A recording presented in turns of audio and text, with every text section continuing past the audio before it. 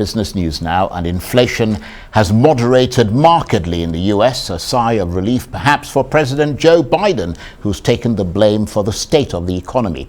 Falling energy prices pushed inflation to an annual rate of 8.5% in July, down from a four-decade high of 9.1% a month earlier. Despite the decline in petrol and gas prices, the cost of food and housing continued to rise steeply. Well, to discuss that inflation report and the rest of the day's business news, including the latest in the battle to buy or not to buy Twitter, Arise Business correspondent Laurie Laird is across all that, and she joins me now from London. Always nice to see you, Laurie. So a much needed break for US President Joe Biden. Not sure whether it'll translate into political capital, but does this mean that inflation is finally on a downward path? Well, certainly the markets and investors are so delighted, Charles, because inflation is only 8.5%. A year ago, 18 months ago, we would never have put the word only in front of 8.5% inflation in the US, but that's down from 9.1%. So on the surface of it, it looks like very good news. I think there will be a sigh of relief at the administration, at the White House, because Joe Biden really is taking the blame amongst voters for problems with inflation.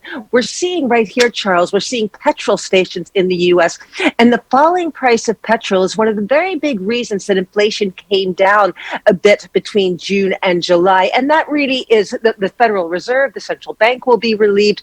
But it doesn't feel to me like inflation is completely banished. When I went through the report, we did have a negative from petrol. We did have a negative from gas prices, but food prices were astronomical, Charles. Food at home, which is essentially what you buy in the grocery store to eat at home, up 13.1% at an annual rate. That is really going to hurt. People can't live without food. Shelter, which looks at rents and something that's called owner-occupied rent, which is what you would pay to rent your house out if you were to own it, up 5.7%. That is that's a multi-year high as well. So while petrol prices are ebbing a little bit, we're seeing very, very big price rises in the things that people can't live without, which is food and shelter. So I think that everyone would be cheered by this number, but we have not come anywhere near taming inflation. And there's no reason to think that food prices are going to come down anytime soon, not with droughts across the US, droughts across Western Europe, and so many of these agricultural areas. It's a pretty good bet that food prices will continue to rise.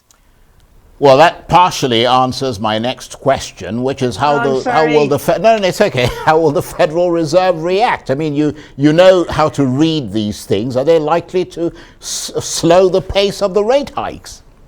I don't think so, Charles. Not with employment. We talked last week about the economy creating 500,000 jobs in the month of July. And I think that will allow the Fed will feel like it's got a bit of room to continue to raise rates. So it'll be a bit of relief that inflation isn't as high as it was last month, but 8.5% is still astoundingly high, the kind of number that a lot of economists thought that was banished forever. We talked a couple of years ago about the Great Moderation. Clearly that hasn't happened. So I think this will give the Fed some headroom, along with that very strong employment report last week, to continue to raise rates in fairly big increments.